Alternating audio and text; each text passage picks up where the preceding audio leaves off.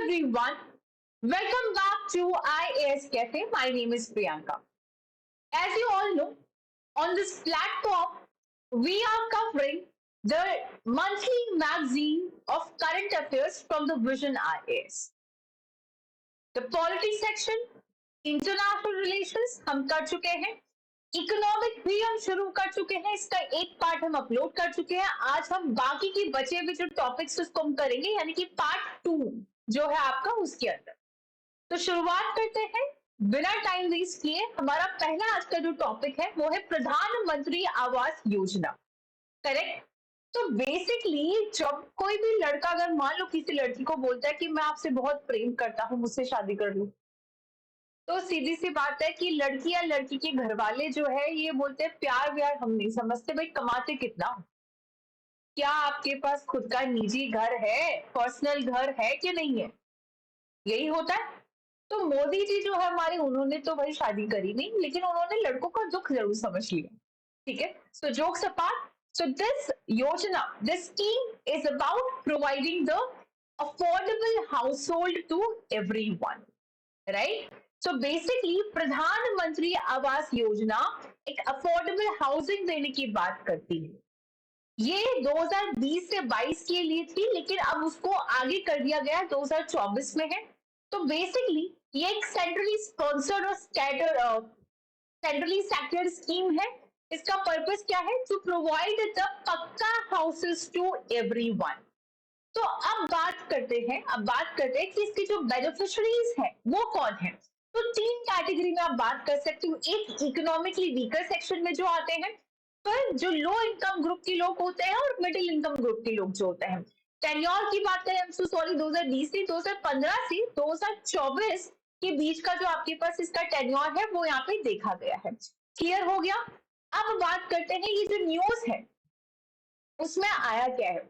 हमारी जो standing committee है हाउसिंग अर्बन अफेयर्स पे, उन्होंने बोला that the union government should not consider the housing unit built under the Pradhan Mantri Awas Yojana is completed when basic amenities are not provided. तो हो क्या रहा है कि इस योजना के तहत घर तो बन रहे हैं, लेकिन एक ढांचे के तौर पर बस आपने कंस्ट्रक्शन करके छोड़ दिया.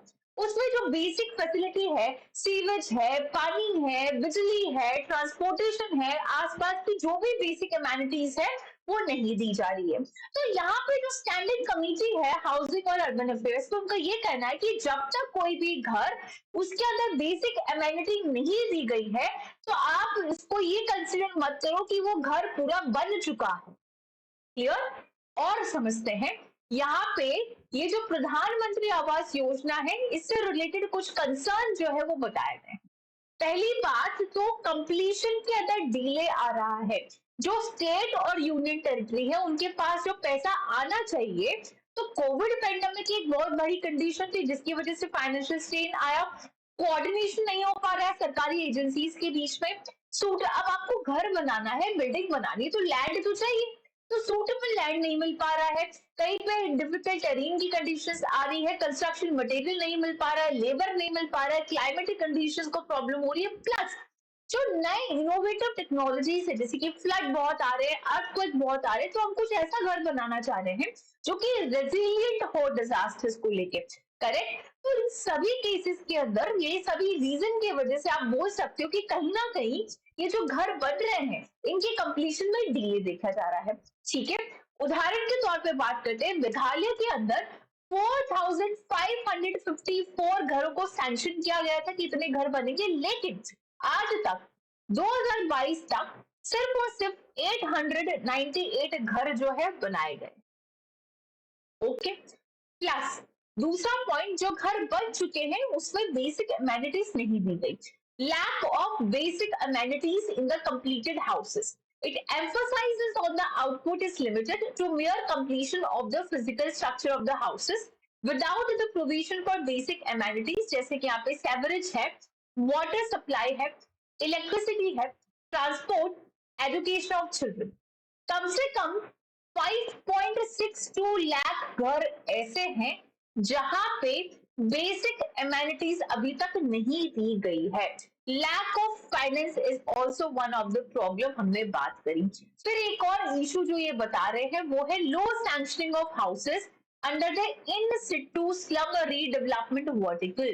So it is due to the non-availability of encumbrance-free land, unwillingness of the slum dwellers, corruption है, अवेयरनेस है इन बारे में। तो ये तो हो गई इस योजना के बारे में, ये हो गया इस योजना से रिलेटेड इशू के बारे में। अब अफोर्डेबल हाउसिंग देने के लिए और भी कुछ इनिशिएटिव्स है, जैसे कि अफोर्डेबल हाउसिंग फंड, ये क्रिएट किया था नेशनल हाउसिंग बैंक ने to boost the demand and supply of low cost home.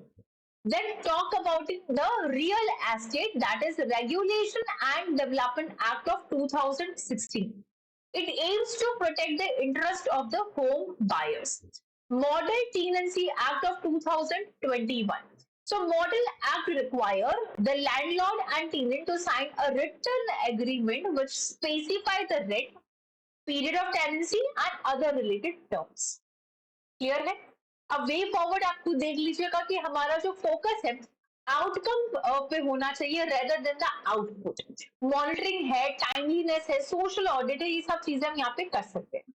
Now let's talk about the inland fisheries. तो बेसिकली पहली बात तो फिशरीज बहुत बहुत बहुत इंपॉर्टेंट है इंडिया के लिए। जब भी हम फिशरीज की बात करते हैं, एक आप बात करते हो ओशनिक फिशरीज और एक आप बात करते हो इनलैंड फिशरीज।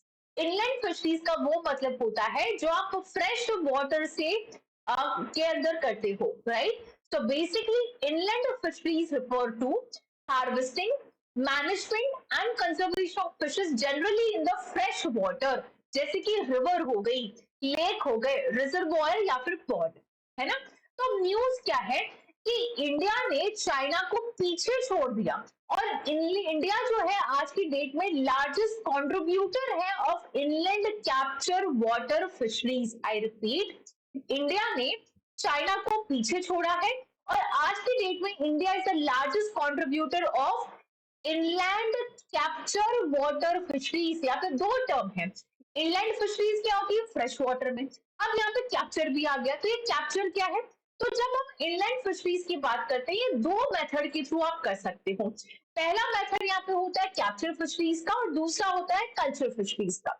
जब हम कैप्चर फिशरीज की बात करते हैं तो it is a method of obtaining the fish directly from the lake.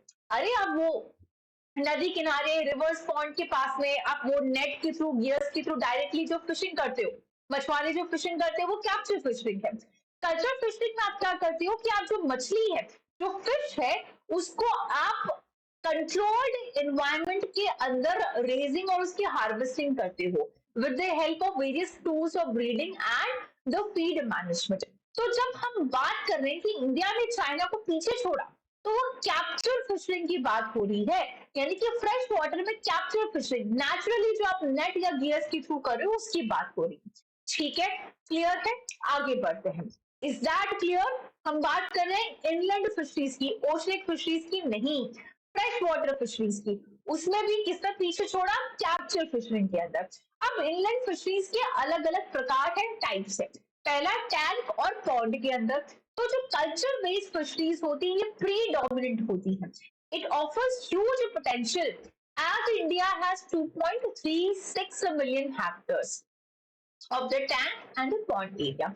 फिर होता है ब्रैकिश या फिर सलाइन एक्वाकल्चर। इसको मेनली यूज किया जाता है श्रिम्प एक्वाकल्चर के अंदर and also to transform the waste land to the wet land. Then we'll be talking about the cold water fisheries. फिर ornamental fisheries होती है, केज कल्चर रिजर्वॉयर्स होते हैं और रिवराइन फिशरीज होते हैं। तो पूरा जो मैटर आपने पढ़ा, strategic intervention for sustainable growth of Indian fisheries. जब आप इंडियन फिशरीज का सस्टेनेबल ग्रोथ की बात करते हो, व्हाट इज सस्टेनेबल ग्रोथ? फटाफट से क्या होता है सस्टेनेबल ग्रोथ? सोचो, अभी टाइम नहीं है, ये आपका अभी 20 फरवरी तक तो पहला रिवीजन हो जाना चाहिए, बेसिक रीडिंग हो चुकी है। सस्टेनेबल ग्रोथ, सस्टेनेबल डेवलपमेंट मतलब ऐसा डेवलपमेंट, ऐसा ग्रोथ जिसमें हम प्रेजेंट जनरेशन की नीड को फुलफिल कर रहे हैं, लेकिन लेकिन फ्यूचर जनरेशन के साथ कोई कॉम्प्रोमाइज नहीं कर रहे हैं। Strategic intervention for sustainable growth क्या क्या हो सकते हैं? प्रॉपर पॉलिसी फ्रेमवर्क बनाना, value addition of fish by the small and micro enterprises, integrated supply chain करना, ठीक है, promotion of fisher community institutions, promoting the sustainable and responsible fisheries value chain, infusing the neoteric technique and technologies. Now let's talk about the benefit of the inland fisheries. अब आप बोल रहे हो कि India ने चाइना को पीछे छोड़ दिया इंडियन फिशरीज में, अरे तो क्या फायदा है, क्यों पीछे पड़े हैं हम, फ्रेश वाटर में मछलियां निकाल रहे हैं, क्या मिल रहा है हमें? पहली बात, न्यूट्रिशनल फूड सिक्योरिटी, मछली खाना यानी कि जो फिश ईटिंग होती है, सी फूड होते हैं, they're highly rich in the protein, omega-3 fatty acid, vitamin D.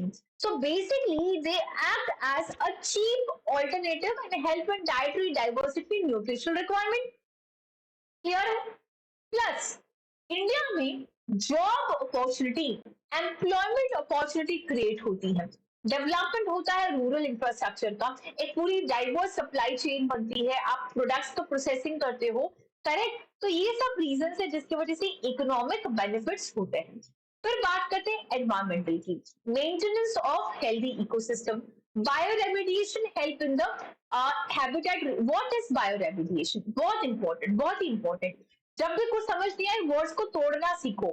Bio remediation, bio मतलब लिविंग ऑर्गेनिज्म, रेमेडिएशन रेमेडी, ठीक करना। तो बेसिकली यहाँ पे हम लिविंग ऑर्गेनिज्म की मदद से जो सीवेज ट्रीटमेंट वगैरह करवाते हैं, टॉक्सिक एल्गी ग्रुप्स को हटाते हैं, वो बायो रेमेडिएशन होता है, इकोलॉजिकल बैलेंस में हेल्प करता है। नाउ चैलेंजेस क्या है? सबसे पहला जो इंपॉर्टेंट चैलेंज हमारे सामने आता है वो प्रोडक्शन से रिलेटेड है, क्योंकि जो टेक्नोलॉजीज है उसको बहुत ही स्लोली अडॉप्ट कर रहे हैं वाटर एफिशिएंट एक्वाकल्चर प्रैक्टिसेस को। पैसों की चैलेंज है, इकोनॉमिक चैलेंज है, इंफ्रास्ट्रक्चर चैलेंजेस है। So these are the concerns जो कि आप यहाँ पे देख सकते हो। अब और क्या क्या मेजर्स है या फिर स्कीम्स है या फिर इनिशिएटिव्स है जो कि फिशरीज से रिलेटेड है? पहला जो हमारे पास आ जाएगा वो है प्रधानमंत्री मत्स्य संपदा योजना। तो प्रधानमंत्री क्लियर है, मत्स्य संस्कृत का शब्द है मछली के लिए, संपदा योजना तो कौन सी मिनिस्ट्री के अंदर आएगा? ये under the ministry of fisheries, animal husbandry and dairy. इसका ऑब्जेक्टिव क्या है कि जो फिशरी सेक्टर है इंडिया में उसका ओवरऑल डेवलपमेंट कराना। इट इंक्लूड एक्टिविटीज जैसे कि एक्वाकल्चर इंफ्रास्ट्रक्चर को बढ़ाना, कोल्ड, अरे आप मछलियां इकट्ठी करके रखोगे कहाँ, मतलब ऑन द स्पॉट तो आप बेच नहीं रहे हो सारी की सारी, ज्यादा से ज्यादा इंफ्रास्ट्रक्चर बना रहे हो, टेक्नोलॉजी यूज करो, ज्यादा से ज्यादा मछली आप लो तो उसको स्टोर भी करना पड़ेगा। तो यहाँ पे कोल्ड स्टोरेज, फिश टूरिज्म जैसी चीजें आप यहाँ पे कर सकते हो। Then comes about the National Genetic Improvement Facility, National Fisheries Development Board, National Surveillance Program for Aquatic Animal Disease, Fisheries and Aquaculture Infrastructure Development Fund, किसान क्रेडिट कार्ड फैसिलिटी, ई Gopala app, बहुत इंपॉर्टेंट है, याद रखिएगा। अब बात करते हैं national startup advisory council, I repeat NSAC, that is NSAC, national startup advisory council. क्या है? 2020 के अंदर इसको बनाया गया था। किसने बनाया? किस मिनिस्ट्री के under? Ministry of commerce and industry, department of promotion of industrial and international trade. क्या मैंडेट है कि आपका सरकार जो है उसको आपको एडवाइस देना है कि किस तरह से आप ज्यादा से ज्यादा इनोवेटिव स्टार्टअप्स को सस्टेनेबल इकोनॉमिक ग्रोथ के मॉडल पे स्टार्ट कर सके। इसमें आपके पास यूनियन मिनिस्टर जो होता है वो हेड करता है कॉमर्स इंडस्ट्रीज का, प्लस यहाँ पे और भी मेंबर्स होते हैं। मेन यहाँ पे काम है फंक्शन का। एनसेक का क्या फंक्शन होता है? रेगुलर बेसिस पे ये मीटिंग करता है to suggest the measures to foster a culture of innovation, कि जो भी आपके पास नागरिक है, सिटीजन है, स्टूडेंट है, उनके मन के अंदर किस तरह से आप एक इनोवेटिव कल्चर को इनकलकेट करो, फॉस्टर करो, किस तरह से आप एक ग्लोबल कैपिटल को इन्वेस्टमेंट की तरफ मोबिलाइज करो, किस तरह से आप जितने भी स्टार्टअप से ओरिजिनल प्रमोटर्स की लेवल पे उनको आप कंट्रोल करो। तो दीज आर द फंक्शन जो कि एनसेक परफॉर्म करता है। ये क्लियर है? ओके। अब बात करते हैं हमारा अगला topic, that is the reforming the sovereign credit rating process. तो यहाँ पे आपको पता है कि क्रेडिट रेटिंग एजेंसीज होती है कि यहाँ पे जैसे तीन मेजर क्रेडिट रेटिंग एजेंसीज की बात करें ग्लोबल लेवल पे, तो Standard and Poor's, Moody and Fitch, Moody's and Fitch है। तो ये एक तरह से रेटिंग एजेंसीज होती है। इंडिया ने बोला है कि यहाँ पे कुछ कंसर्निंग पॉइंट है। तो बेसिकली अभी रिसेंट जो सीईए के ऑफिस है, उन्होंने अपनी रिसेंट पब्लिकेशन में एड्रेस किया critical issue of opaque methodology, कि ये जो क्रेडिट रेटिंग एजेंसीज होती है, जिस मेथड को यूज करके कंपनीज की रेटिंग करती है, ये बहुत ही उपेक मेथड है। क्या मेथड यूज कर रही है, कैसे यूज कर रही है, कुछ पता नहीं है, बहुत ही उपेक मेथड है। तो यहाँ पे कंसर्न रेज किया गया रेटिंग मेथड को लेके कि जो फिश, जो आपके पास क्रेडिट रेटिंग एजेंसी है, जो इसका जो मेथड है, ये ज्यादा से ज्यादा फॉरेन ओनरशिप की जो बैंक है उसकी तरफ बायस है, ग्रेटर वेटेज देती है फॉरेन ओनरशिप बैंक के। तो उसकी वजह से जो डेवलपमेंटल रोल इंडिया प्ले करती है या फिर जो स्टेट रन एंटिटीज होती है उसको इग्नोर करता है। तो इंडिया चाहे कितना भी इंप्रूव कर ले स्टेट रन एंटिटीज के थ्रू, हमारी रेटिंग जो है वो इंक्रीज नहीं होती है। करेक्ट। सो डिस्पाइट इंडिया, अभी इंडिया ने पहले 12वीं पोजीशन थी, अब वो 5th पोजीशन पे आ गई है। फिर भी उसकी रेटिंग एजेंसीज में जो है आपके पास रैंक अच्छी नहीं आ रही है। तो इंडिया में जो सेबी है, that is security exchange board of India, उन्होंने एक रेगुलेटरी फ्रेमवर्क जारी किया था 1999 में कि किस तरह से क्रेडिट रेटिंग एजेंसीज को आप रेगुलेट कर सकते हो। तो अगर क्वेश्चन आता है कि credit rating agencies are regulated और not, yes, who is regulating? SEBI in India. Correct. अब इंडियन लेवल पे बात करें कौन कौन सी एजेंसीज आ जाएगी क्रेडिट रेटिंग एजेंसीज, काइसल है, केयर है, आईसीआर है, अक्यूट रेटिंग है, ब्रिकवर्क ना।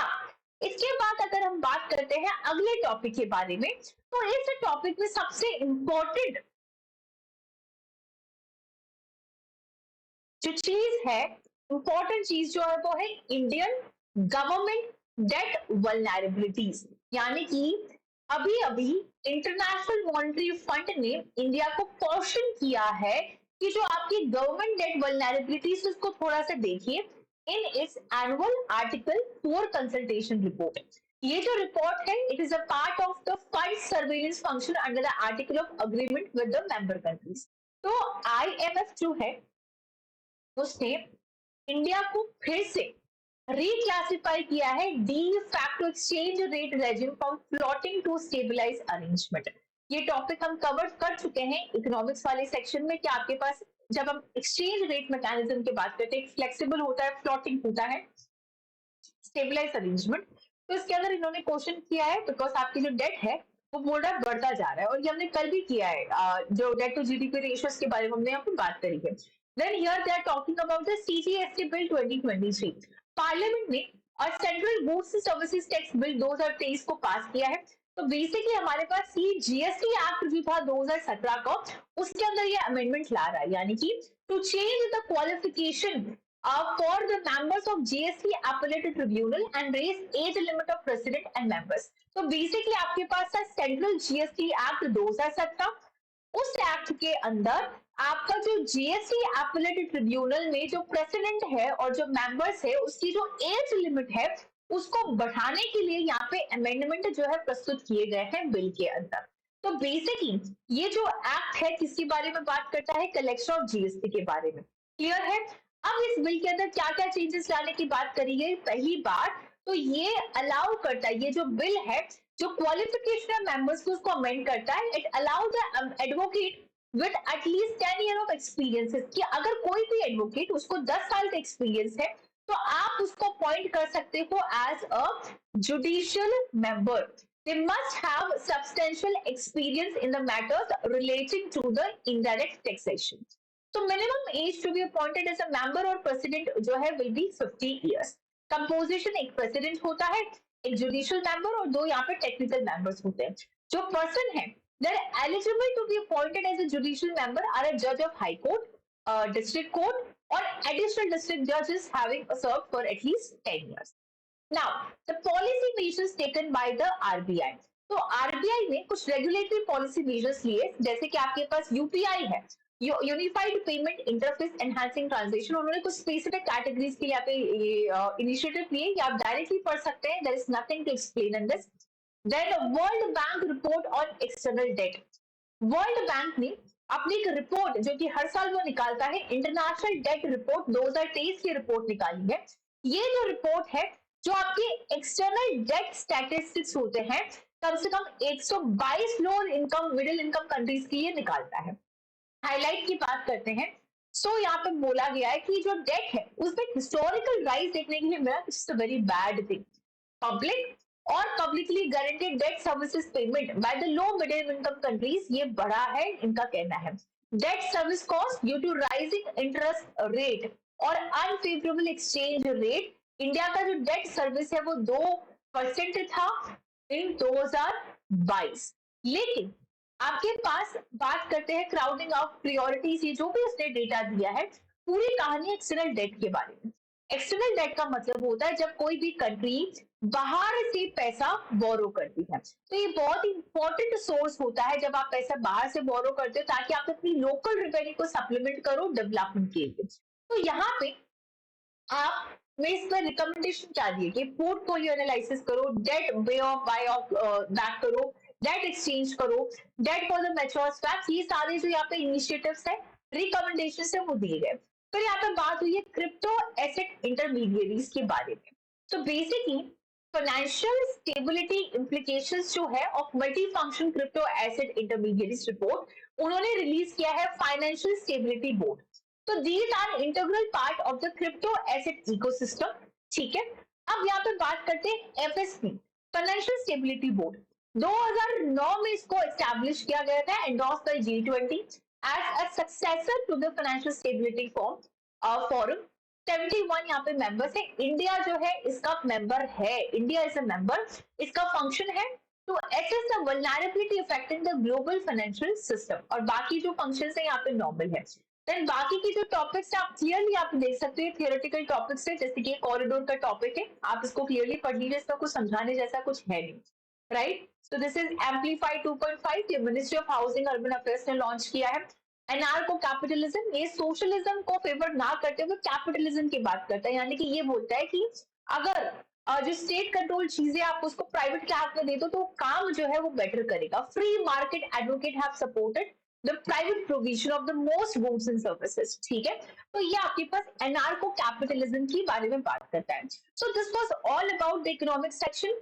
प्लीज हमें सपोर्ट कर सकते हैं हमारी चैनल को सब्सक्राइब करके, आप लाइक करोगे, शेयर करोगे, ज्यादा से ज्यादा लोगों के पास हमारे वीडियोस पहुंचेंगे और ज्यादा से ज्यादा स्टूडेंट्स की डाउट हम ले पाएंगे, हम आपको आपकी जर्नी में हेल्प कर पाएंगे। तो आप हमें सपोर्ट कर सकते हैं, मोटिवेट कर सकते हैं सब्सक्राइब करके, लाइक और शेयर करके। बहुत जल्द हमारा अगला वीडियो आएगा जो कि सिक्योरिटी के ऊपर, 5th anniversary of Mumbai attack. तो बेसिकली सिक्योरिटी से रिलेटेड टॉपिक्स जो है अगली वीडियो में कवर करेंगे। आज के लिए बस इतना ही था, थैंक यू सो मच।